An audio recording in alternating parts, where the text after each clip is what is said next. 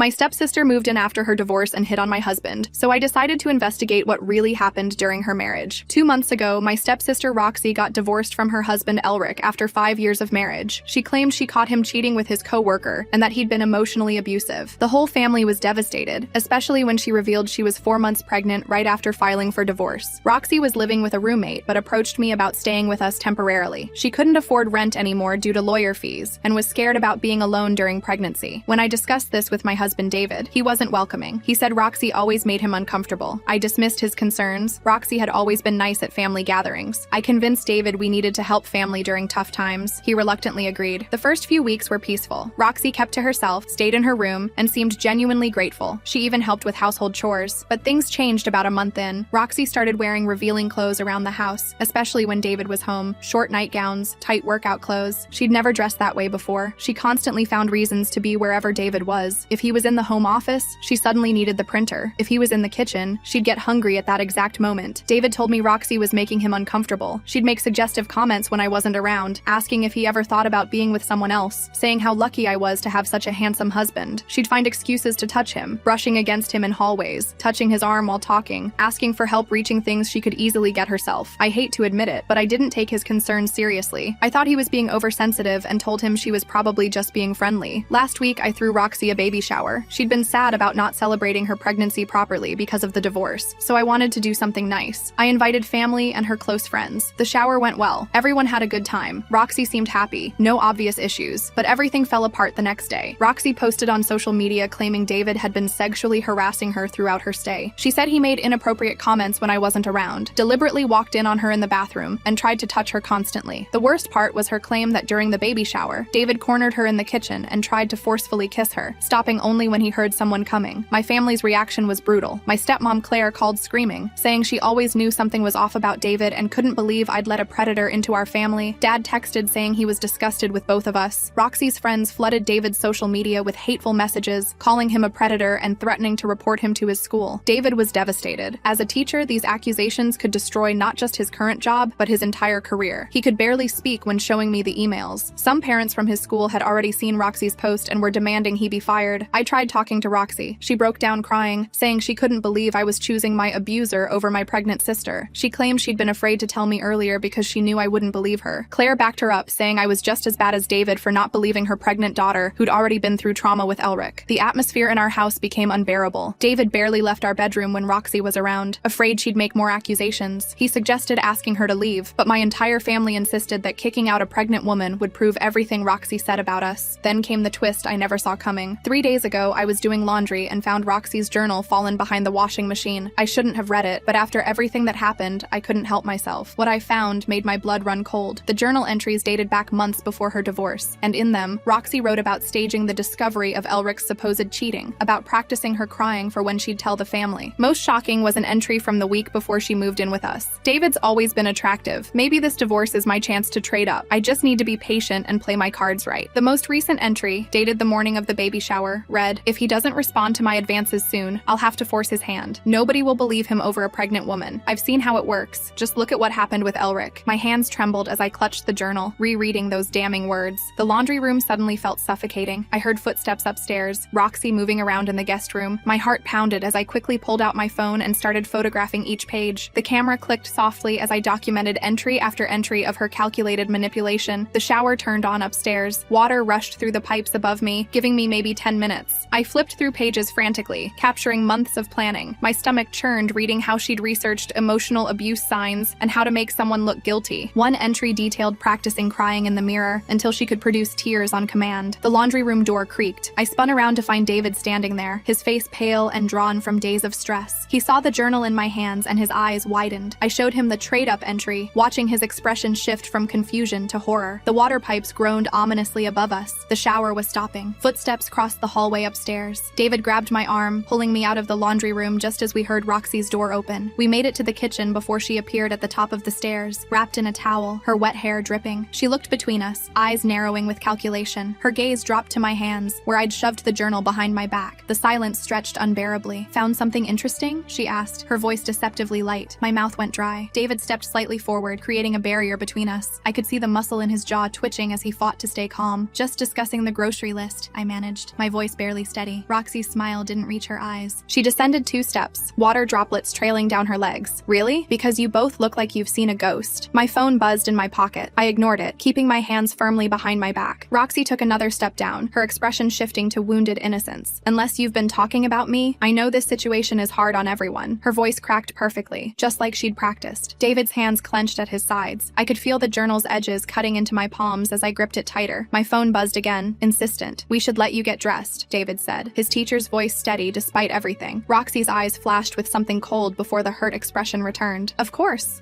She turned slowly, deliberately, then paused. Oh, David, thank you for being so understanding about everything. I know my being here isn't easy for you. The implied threat hung in the air as she climbed back upstairs. We didn't move until we heard her door close. I pulled out my phone with shaking hands. 2 texts from Maya, our teenage neighbor. Mrs. S., this might sound weird, but I saw your sister at the pharmacy 3 months ago. She bought like 5 pregnancy tests. I remember because she paid cash and seemed nervous. The second text made my blood freeze. This was definitely before she announced her divorce. I have the date in my diary because it was the day of my driving test. David read over my shoulder, his breathing shallow. We heard Roxy moving around upstairs, drawers opening and closing. I had to make a decision. Confront her now with what I'd found, or gather more evidence first. Roxy appeared in the kitchen doorway, now dressed in one of those too tight workout outfits. Her phone was in her hand, and I caught a glimpse of text on the screen. How's the plan going? She noticed me looking and quickly locked the screen, but not before I saw the contact name, Kay. I think I'll make some tea, she announced, moving toward the kettle. Anyone else want some? David and I exchanged glances. I made my choice. We needed more proof before confronting her. The journal alone might not be enough, especially with my family already turned against us. No thanks, I said, trying to sound normal. We were just about to go over the grocery list. David's making his famous lasagna tonight. Roxy's eyes lingered on us as she filled the kettle. How domestic. You two are so perfect together. Some people might even say too perfect. The threat was barely veiled now. She set the kettle on the stove and leaned against the counter, studying us like a cat watching mice. I should get back to grading papers, David said, his voice strained. On a Saturday? Roxy tilted her head. You work too hard. No wonder you seem so stressed lately. Stress can make people do unexpected things. I felt David tense beside me. Before he could respond, I touched his arm gently. Those essays won't grade themselves. I'll bring you some coffee in a bit. He understood the dismissal and headed to our bedroom, where he'd been working since Roxy made the home office uncomfortable for him. As soon as he was gone, Roxy's demeanor shifted slightly. You don't believe me, do you? She said, stirring honey into her tea with deliberate slowness. Roxy,